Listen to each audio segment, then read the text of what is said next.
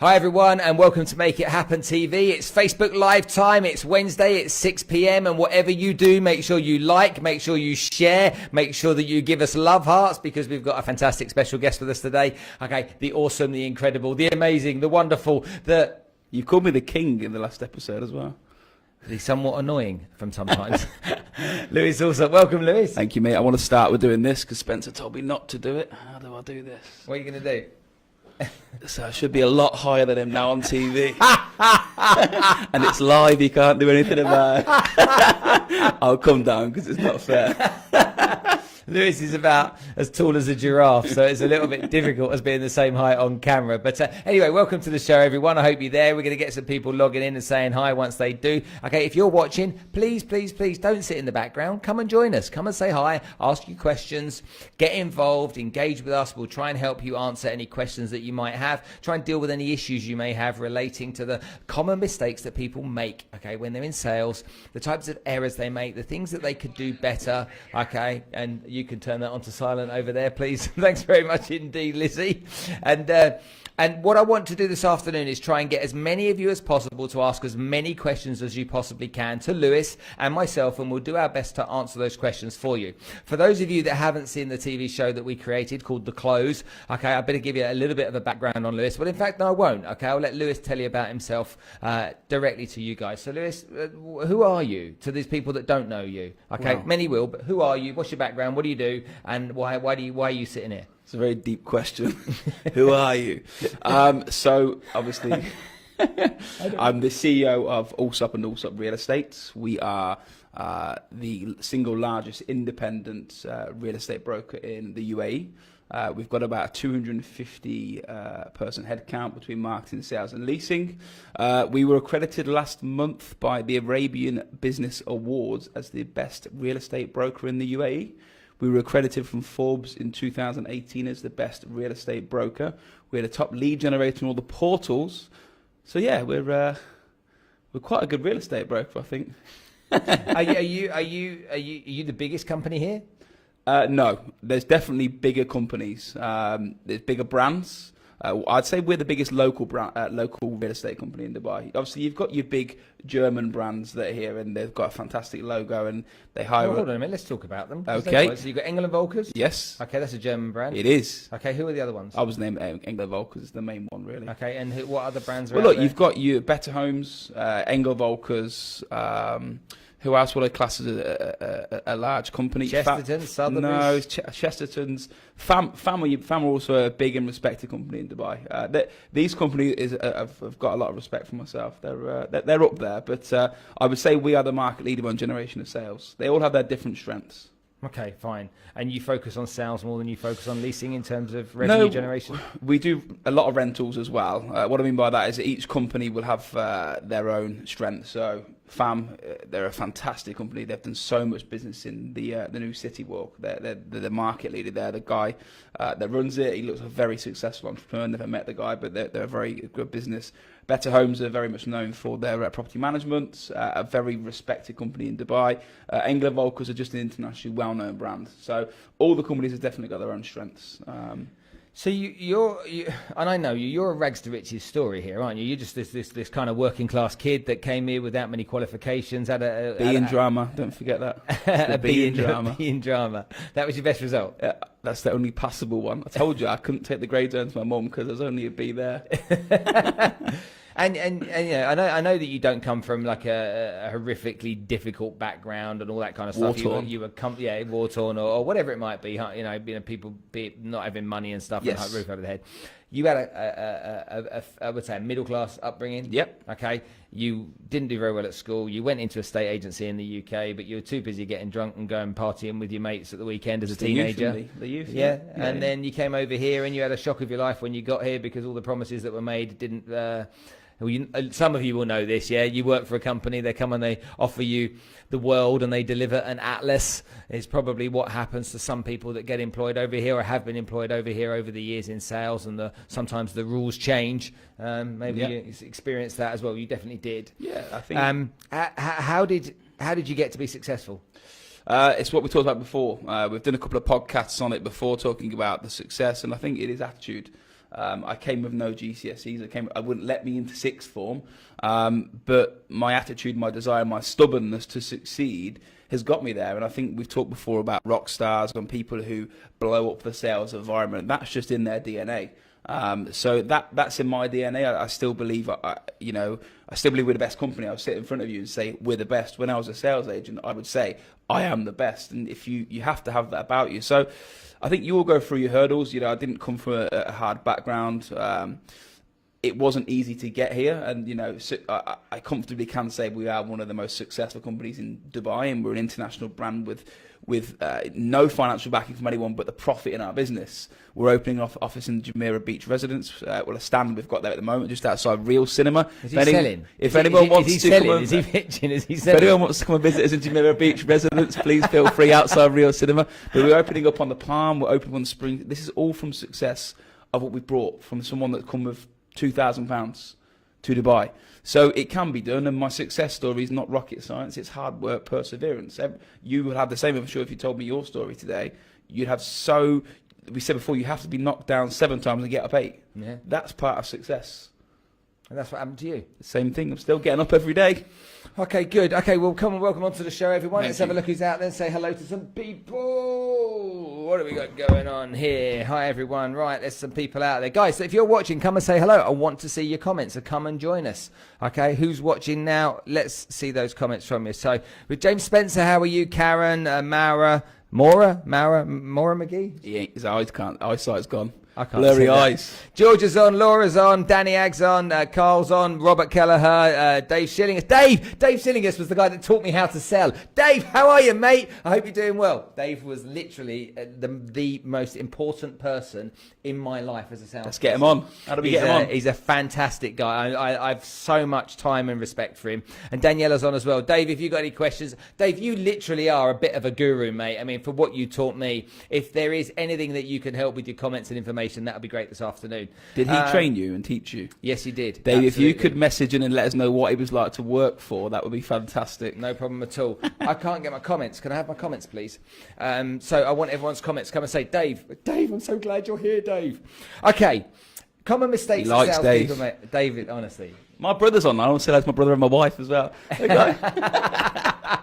Dave Schillingus really was a massive influence on my career, and I'm over the moon. Well, I've got the hopefully we hear chance to from see him. him. So yeah, Dave, if you can. So we'll get the comments on. Give us 2 secs on that. But please start asking your questions, anything you want to know from us. Come and say hi to us and let us know you're there. Okay, so common mistakes that salespeople make. That's the subject that we're talking about today. And these common mistakes that salespeople make, I like to answer questions from you, from our audience, from people that have sent messages in through Twitter, sent messages in through other ways. They're not there, mate. Comments aren't there. They're not there. Where? They're not there.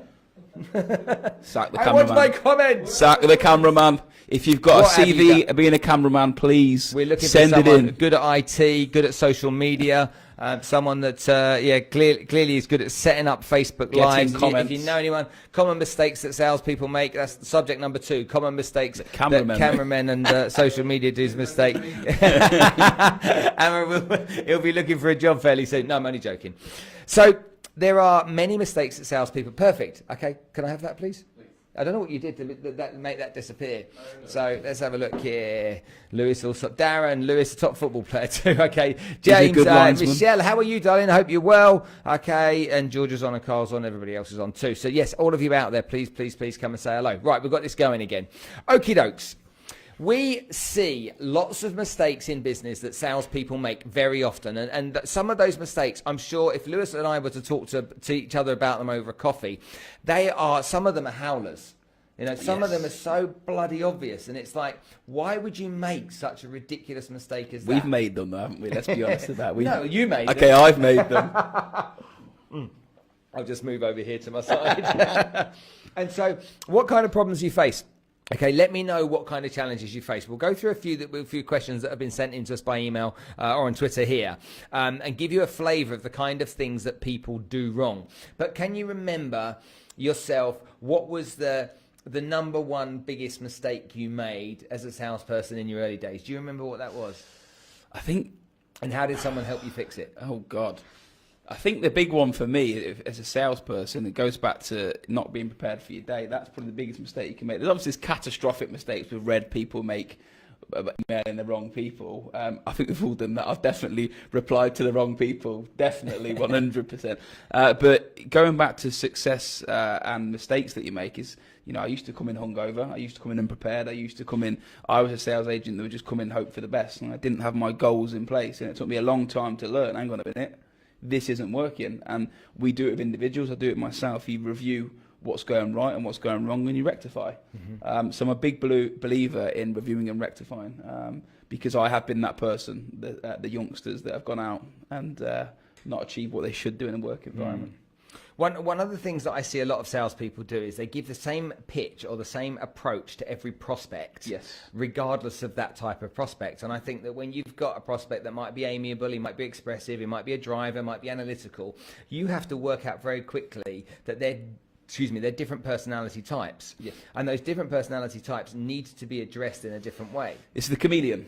Yeah. If someone swears, you swear. If someone's acting very posh, be posh. You have to be. That's how did you ever do that? Good afternoon. How are you? Would you like to buy a property? But that's how I've been. You have to be able to mirror the person that you're with. And unfortunately, it's a DNA in synergy. It's like a cocktail. If the flavour's wrong, it's not going to happen. So from my point of view, you need to get that right. If you go and meet a client and you act the same way with every single client, some people don't like to be pushed. Some people don't need to be pushed because they're a thinker and a worrier. So you need to know who you're working with. So being a chameleon is a massive part of being in sales. Massive. Understanding the different types and start to be more like that different type. That's why I'm weird on the show, because you're weird and I have to act weird. Is that what it is? That's why I'm tall on the show, because you're tall. And that's your chair and your box on your chair, mate. But there's loads of mistakes that people make. What we're going to do is go into some questions now. Yes. Okay, and we'll answer some questions for you. And I tell you what, I've got some phenomenal questions today. Like, genuinely, some real crackers have come through. So let's take the first guy. Jones Wheely from Australia. I don't know where you're from in Australia. Jones, nice to have you on the show. Okay, so apparently, I don't know why it keeps going, Emma. Why does it keep going? Bad IT. Is it on the right internet access? It is. It is, yeah? Okay, fair enough. Okay, so this is the first question. So apparently I talk too much. Remember this? Yeah. Did you write this one? No. So apparently I talk too much, and this is the biggest mistake that I can make as a sales professional. But I wasn't aware that I had to be a psychologist to be good at my job. Why is listening so important in your opinion? Everyone does maths at school. We've got 2 ears and 1 mouth. The worst thing any salesperson can do, and I've got a couple in the office that do it now, they ram it down the throat, the knowledge. Yeah. My theory on it is you have to have reactive listening. You listen to what they say, and you respond accordingly. A good salesperson doesn't just throw information and hope that something sticks.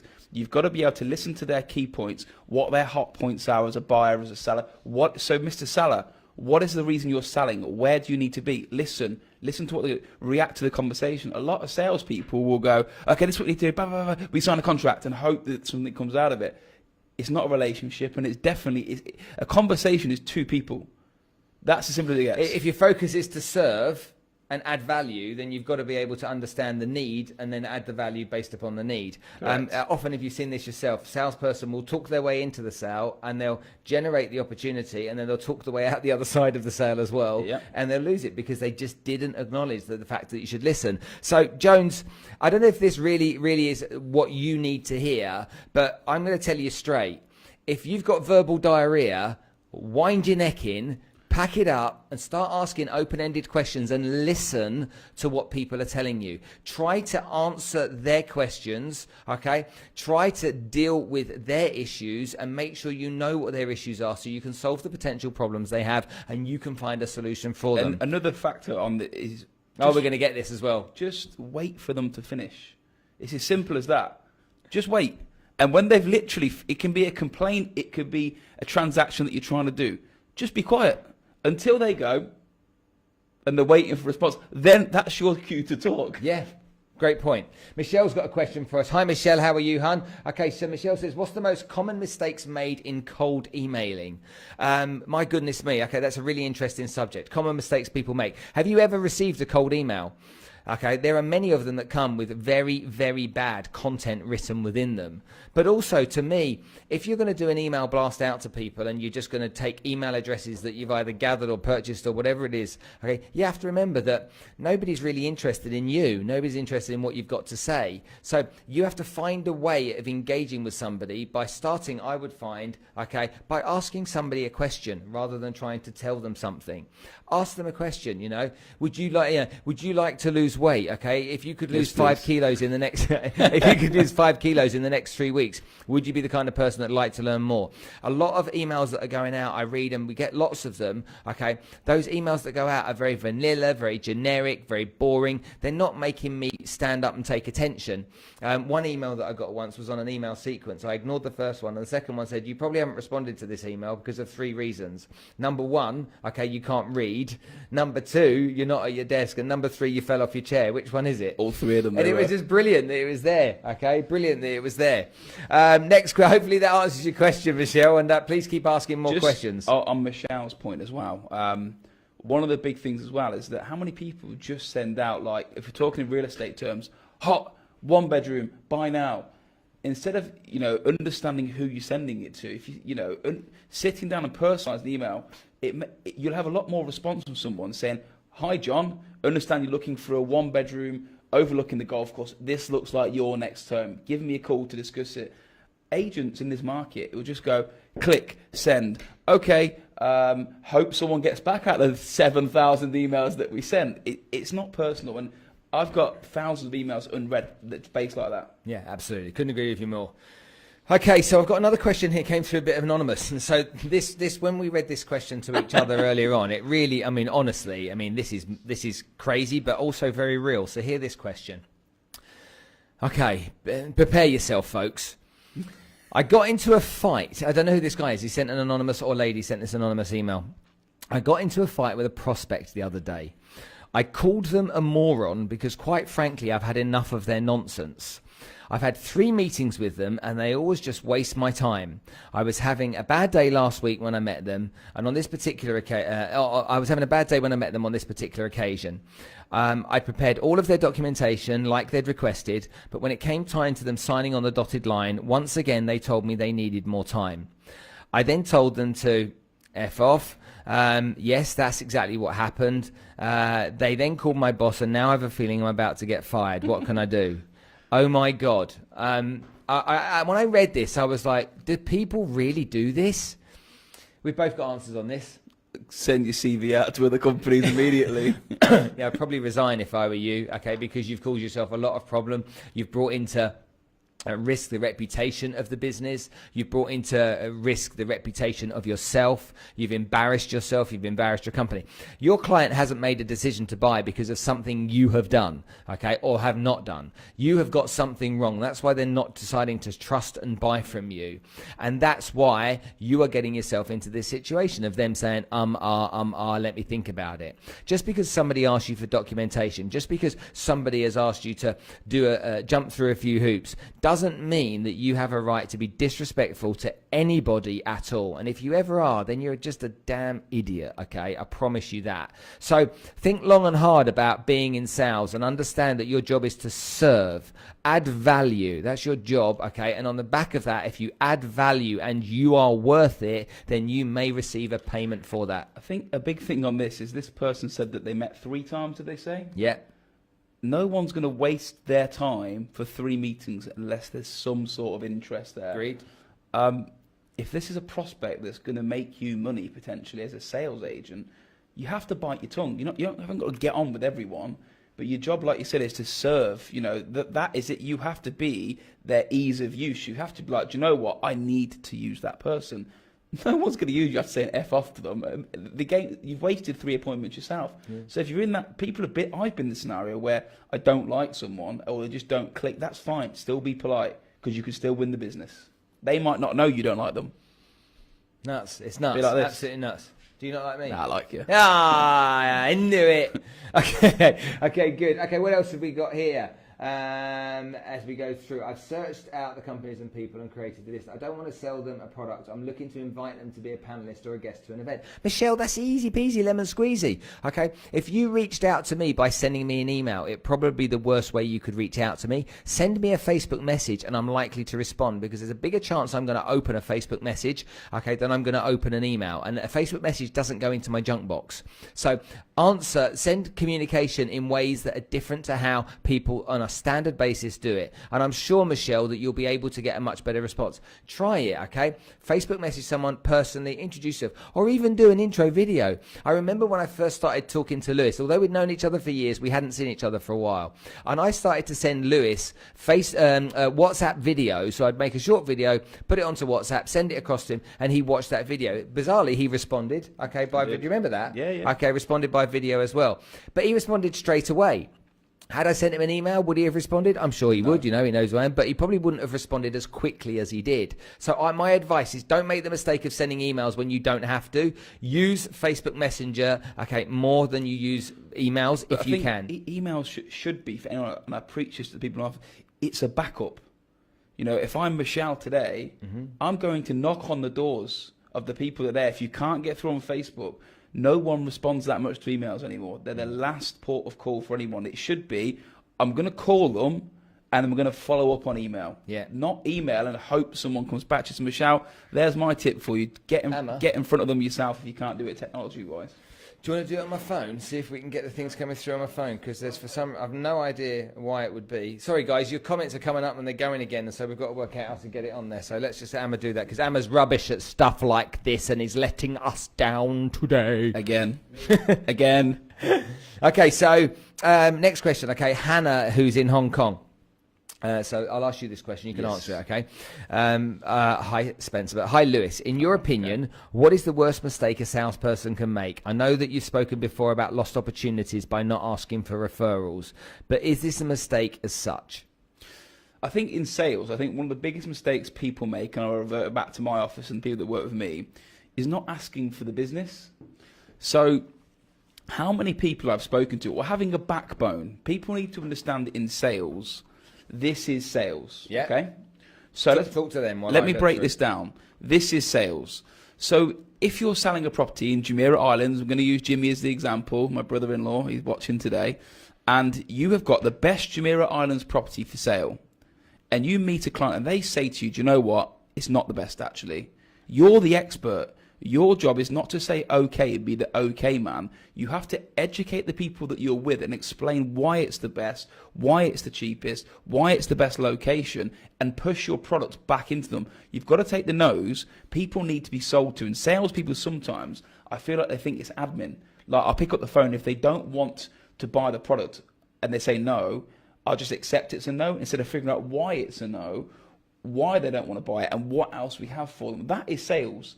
And a lot of people, probably 70% of people I know in sales, are not willing to answer no back with a question, why? And then pushing the product and once you know the why, they just accept the no. Good point. Okay, right, next point, next question we're going to deal with here, okay? I completely agree with Lewis, but I also think, to be honest with you, that you should get referrals from everyone, and I believe that that's a great way of building your business. If you get 3 referrals from everyone that you meet, you will have a business prospect list for life, okay? It will just grow, and it will multiply, and it will be phenomenal, and there's nothing better than dealing with someone who's been referred to you personally by somebody else. My best agents in the company, all of them, been there a few years, Robert, Jimmy, Darren, Ryan, these guys, and there's probably about 4 or 5. So much business comes from referrals. It's the easiest sale. Go and speak to Spencer. He's the expert in it. You already trust them. I mentioned about buying your glasses off you today. I'd buy it for whatever price you think it's worth because I trust you, not a stranger. I'd never trust what a stranger says. So referrals, it's a massive. But to do that, Spencer, and this is what people miss. You have to do a good job first for the first client. That's the biggest factor. Add value. Add value and you get that back. Okay, so Michelle, hopefully that's asked. Okay, you've got it answered. Okay, good, Michelle. I'm glad you got that. Thanks, right, Michelle. John Santos, okay, from London. Hi, Spencer. So I did something. I love it when people start a question like this. So first of all, hi, John. So I did something dumb the other day. I was preparing a quote for a potential client and accidentally sent her someone else's policy details. So policy, I would take that's insurance of some sort, I would guess. I accidentally sent her somebody else's policy details. She then tracked this person down and sent them the mail, letting them know that their financial advisors were sharing their personal details with the world. I've now got a fuming client and I look like an absolute retard. How do I come back from this? Okay. Want me to answer this one? You can answer this. Honesty is the way you answer it. Is you phone the client up and you apologize sincerely for the mistake that you made, the error you made. You let them understand that it's something that you don't do normally. You just made a mistake, and that you apologize sincerely from the bottom of your heart. And what you do then is you go over and above to demonstrate that you're the kind of person that she or he should rely on. And that demonstration needs to be actions, not just words, okay? So you can send your letter, you can call up and apologize. Again, remember, apologizing to somebody by email is just a waste of time. So apologize to somebody, do it the right way, and do it by actually talking to them on the phone, or even better, going to the office and doing it face to face, and take a gift with you as some form of peace offering for the error that you caused.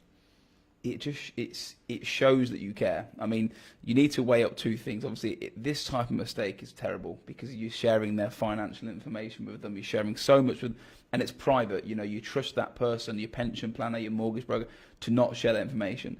So, you know, I don't appreciate email saying sorries, even down to when we're saying thank you to clients. Go and meet them. Go and sit down and go, do you know what? Thank you. Or where we are today, I am so sorry. This is not normal. I want your business for the future. I want to look after you. I've made a mistake. The worst thing anyone can do in this scenario is lie. Because a lot of people can sniff out a lie very quickly. It's so much easier. And once you've done that, there's no more ammunition in the client because you've said that's what it is. And they're not digging any further because it is what it is. So, yeah, honesty is by far the best policy in business because at some point that will come out. I completely agree with you. Okay, Zed Lee from Dubai. All right, Zed, how you doing, mate? Okay, my name's Zed. I'm a premature closer. Okay, what? Premature closer. I always seem to jump the gun with prospects. They seem genuinely interested, and they jump in assuming that I've almost made it to the finish line. And when I ask if they're ready to sign the deal or to do business with me, most prospects these days say no. When is the right time to go in for the close? Lewis? So if it was me, it's like a three-step process. If you know someone's interested in sales, whether you're selling houses, cars, whatever it is, if they show the interest, a lot of people immediately go, okay, do you want to buy it? Instead of, okay, so this is something you're interested in. Okay, fine. But does this match all of your requirements? Yes, it does. What's the reason it would stop you from buying? Is there anything? No. Okay. So what offer should we make on the property or whatever it is we're talking about? No one wants to feel pressure saled. No one. I hate it. You go into a clothes shop and someone's lingering on your back. Hi, leave me alone. So in an environment where someone's trying to push for the business, the concept is right. I like that they're asking for the business. Slow it down a bit and qualify the next stage if you think that they're step 1, step 2, step 3. Pre-qualify the offer. Yes, you want it. Is your motivation there? What do you think it's worth? What do you want to offer? Okay, what about trial closes? Give me an example of one. That Amma, sorry, mate. Can you, if we can take it off the Wi-Fi? Well, we have. I can't. Okay, well, I've not got them scrolling through. Okay, I need to be able to scroll through. Look. Close it and open it again. I know. I can't. I can't see it. Look. Why don't you give me your phone? Give me your phone. Yeah. That'll work. Because my phone's amazing. Give me 3210. Sorry, guys. I want to make sure we get all your questions. That's all. So apologise. Okay, have we got them there? Okay, good. We've got some more questions coming through. So, yeah, trial closes. So, in the sales process, as far as I'm concerned, do trial closes. Test the water as you go. Okay, I think that's a great thing to do. Okie dokie. The sound isn't very clear for Lewis. Laura, can everyone just give us a check? Okay. Someone said that the sound isn't clear for Lewis. Okay. So testing. Okay. Okay, but someone's saying the sound is audio. Someone says audio channels are on the wrong side. Audio channels are on the wrong side. Can you hear that clearly? Loud and clear. For those of you, listen louder. Okay, we've checked our equipment, so that's it. Okay, so that's the goal. Is that about the left back? So, yes. Spencer sponsored a football team. and took my place 10 years ago because he paid for the kits and then put me on the bench. And I said, this is what I do now. I paid for the kits and the water. And the water, yeah. And the ice. Left me on the bench. And the bandages. And the bibs. All right, another question we got coming through. So again, trial closes are really important as far as I'm concerned, okay? Go into that process by testing the water. So take a step, say, Mr. Prospect, okay, based on what you've learnt so far, is my company, or am I the kind of person that you would like to do business with? If I can add the kind of value, so another time, if I can add the kind of value that you're looking for, okay, would I be the kind of person that you'd like to do business with? Keep testing the water. You're just qualifying again. That's all you do. Once you've got the lead, you don't stop qualifying the lead. You've got to put the lead into a product, but that's actually quite a hard bit to do. Yeah. You've got to qualify to push it into the product. Yeah, completely agree. Okay, next question. Yolandi de Klerk, who's from Joburg. I got told the other day that all salespeople are blooming hell. Okay, that all. Sorry, when I read some of these out, I'm like, where do these people come from sometimes? And then I'm like, okay, that's a real scenario. I'm going to try and deal with it. Okay, so hear this. Okay. I got told the other day that all salespeople are snakes, and that we're just in it for the money, and that our profession should be wiped from the planet. What would your estate agent? What would your response be to this? My mouth was hanging at the floor at this point, so I don't think my comeback was the greatest. I've been an estate agent now for 16 years. So every year, without fail, 2, 3, 4 comments. Yeah. Estate agencies are scum. They don't deserve the money. They just open the door. And I just learned to bite my lip, because the reality is that we've moved in 1% of the population of people into Dubai. 30,000 people have moved into homes through our company. I know what I'm doing. Obviously something works, but unfortunately the common consensus is with people that we get paid for free effectively, but they don't see the marketing, the calls, the prospecting, just how it costs 1,500 dirhams a month to put it on the portal for one listing. The commission on a low listing is 5,000 dirhams. After paying an agent, you're actually netting 2.5. It's 500 dirhams that you could profit. It's not, and it's not easy what we do. So my message to anyone here is that I know I do a good job. I know that we offer value-added service. I know people are happy with our service. So unfortunately, whatever industry you're in, there's always going to be doubters. Keep your mouth shut, smile, and do good services for your clients, and the rest will come to fruition. Okay, so I see it differently. Okay. Yeah, so this person says, Landy says the other day, I got told the other day that all salespeople are snakes. Right, let's think about that person that said that to you, Landy. That person that said it to you, let's think about their company and the business they're in, and let's remove all of the salespeople from that business and all of the revenue generation that comes from sales from that person's company. That person would be very quickly unemployed. Of course. So for that person to think that all salespeople are snakes, every company out there is a business or service that is selling something. Facebook is free. You saw Mark Zuckerberg being interviewed. Well, how could you run a business, okay, if you don't charge anybody anything? We do. They charge for ads. That's how they make their money. They sell advertising. Perfect example. I was in Choice the other day. They're doing a thing at the moment where they lock the prices. And the CEO of Choice, I was speaking to him yesterday, coming to our office, and I said, why'd you do it? He said, it's a competitive market, want people to come to us. And then they've got their flyers. But if you speak to a normal person that's not educated, they will say, that's just a food shop. But every single person is selling something subliminally or to your face, but something's being sold. So I agree with you. If you're a lawyer, someone has to introduce you clients. Absolutely. So it's being sold somewhere. So, the profession is needed. Absolutely. I'm completely of the opinion that every business has revenue created by salespeople that bring that revenue in, regardless of the industry. And so when somebody says that, remember that there's some people out there that have just got a bad attitude. There's people that might say to a lawyer, I think all lawyers are snakes. They might think to an accountant, all accountants are snakes. There's different industries where that happens. All taxi drivers are dodgy or whatever it might be. I'd take those types of people, okay, I'd remove them from your environment and from your life, and I'd just stay focused on the fact that you're trying to do a decent job, a hard day's work for a hard day's pay, trying to add value to people, and you're trying to market the products and services that you've got because you believe in them and they add value to people's lives. I think the person that the final answer on that I'd give to anyone is that's the individual. That's not the consensus of the world. Mm-hmm. That's a bitter individual. Maybe they've had a bad experience or they don't want to pay the fee. Yeah. That's the norm. Yeah, absolutely. Couldn't agree with you more. Okay, and what have we got? Two more questions. Kerry Jones from Dubai. The employees in my sales team are driving me nuts. The employees in my sales team are driving me nuts. They've been getting clients' names wrong, getting slack with their work, and not closing nearly enough deals. What can I do to make them better? Should I threaten to fire them? When I do this, they still don't seem interested. It's like having to beg people to work these days. What's the biggest mistake that I can make as a boss that leads to slack employees? Oh, let me answer that. Which real estate company is that? I have no idea what the company is, whether it's real estate or not. Definitely real estate. Okay, the problem isn't your employees, okay? The problem's you. Okay, that's the reality of the situation, Kerry. You are the person causing the problem. And it might be hard to accept and hard to listen to, but the fact is you are causing the problem. They are not motivated, inspired to work for you. They feel they're in an oppressed environment. They're being pushed and punished. Maybe the stick is being dangled rather than the carrot. And to be honest with you, you have to change your approach to get better out of people. And if you don't change your approach, what will happen is that this cycle will repeat itself. It will drive you nuts until in the end you leave the company and they are still sat there. It seems to me like, is it Kerry was the name? Yeah, Kerry, yeah. She doesn't have respect in the company from the employees that's under her banner. Yeah.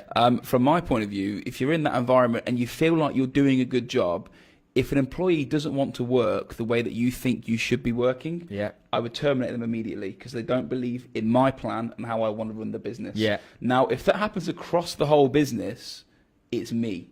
But what I've learned very quickly is if you let someone go who is weak and doesn't believe, I'm telling you now, the people around them will go, whoa, I need to put my ideas up here. So there's two avenues to it. If Kerry is a good manager, she needs to show her teeth a little bit and say, do you know what? How you're treating this company and my sales team, I don't agree with. So book up your ideas or you will be replaced. That's management, and it's not nice, but the people may be the wrong people. If they're not, then it's Kerry's problem, and Kerry's got to get a new profession. A lot of the time, these people get into management roles, though, when they've got no management experience and they don't get taught to be managers. They're a good salesperson, they get promoted into being a manager, and guess what? They don't have the skills, and so they struggle with it. I agreed. And so maybe that's the case that you've got, Kerry. Maybe you just don't have the skills yet that you need to acquire to be better at what you do. Great points that you've raised, though, Lewis. Okay, last question from Karen. Sorry, I hope that answers the question, Kerry. Karen Todd from Cape Town. I think very fast on my feet and usually wing all meetings with prospects. But I've been caught out recently and a woman told me that I don't do enough research prior to meetings and that this is unacceptable. What should I be researching prior to a first meeting with a client? I know all the products that I'm selling, but apparently this isn't good enough. That's wrong, in my opinion. If you're a good salesperson, the only thing that you need to know, the absolute inside out, is the product. The individual, you're only going to learn that when you're with them and you're standing with them and you sit with them and you're talking. So, you know, I'm not going to go and study a profile of a client I'm going to see and spend hours understanding their background. But hold on a minute. If you're in a B2B industry, yeah, where that's you're selling different. company to company, maybe you need to research the business more. Oh, I'm talking about in real estate terms. I'm not going to go and study. So this is not all real estate. So okay. So in this environment, you need to. If you're going to pitch to a business, you need to understand how many people they've got, what they're doing, who their current partners are. And if you're not doing that and you are winging it, if there's one bad complaint coming like that, that's one that you know of. So if that was me as an individual, my name is Karen. Karen, the first thing you should be doing now is understanding when you're going into a meeting. Very simply, winging it is not enough in certain environments. You can be in a sales environment and you can get away with it. But if you are going B2B, you need to know your buyer and the business. You need to know both. You need to know both ends of the spectrum, not one. But the question itself leads me to the point that if she's been given that type of feedback by somebody, it should be a telltale sign that she doesn't know enough. Okay, so you know the woman told me I don't do enough research prior to meetings and it's unacceptable. What should I be researching prior? But to she says she knows a product, though, doesn't she? Okay, yeah, she said I know. She said, yeah, I know all the products that I'm selling, and apparently this isn't good enough. And you know what? Being a salesperson isn't about knowing your products only. It's about understanding different personality types. It's understanding people's dynamics and understanding non-verbal communication and how you work through that. What are people saying to you when their mouths are closed? Understanding how you communicate electronically. If you, as Lewis said, if you're doing business with a company, business to business, what information about that company do you need to know which can make you better at serving that company? It sounds to me like here is we go back to the chameleon scenario. No one would give that type of feedback if they got on with them, if we're going to be honest with each other, because you don't... Well, I see that as a buying signal. If someone said to me, you're not doing enough research... There's definitely a buying signal, but there's also the opinionated person that's maybe stuck up and whatever reason it may be. If you get on with someone, you wouldn't have that complaint. They'll probably go to you, Spencer, do you know what? if you give me a little bit more information about this, I'm in. But this person sounds like they've gone into a meeting, the cocktail hasn't connected, it's not mixed together. That sounds like a very, you've gone into a meeting, you've left not being closer than what you should be. And that's the whole idea of a client meeting. Mm-hmm. That's quite a formal way of saying, I don't like you. That's how I look at it. Yeah, good point. Very much indeed. All right, guys, hopefully today has been helpful and added some value to you. Hopefully you enjoyed Lewis being on the show as well. If you would like to hear more about what Lewis does, then come and join us on the episodes of The Close. Some of you would have seen it, some of you won't. If you haven't, please do so. Please, please, please, can I ask you to do one big favor right now and share this content to your audience so that other people can benefit from the kind of stuff that we're doing, the value that we're adding. Hopefully, if you feel that we are adding value, can you make sure that you send the love hearts, make sure that you send the likes, and make sure that you tell people about this access for people that are in sales, business development, entrepreneurs, mumpreneurs, network marketing, real estate, or any other form of revenue generation in any business that exists that you know. We hope to add value all the time. Hopefully you've enjoyed Lewis being with us. For now, we're signing off, but I'd just like to say, whatever you do today, how do we say it? Make it happen. Ba-boom! Take care, folks, and we'll see you soon. Bye.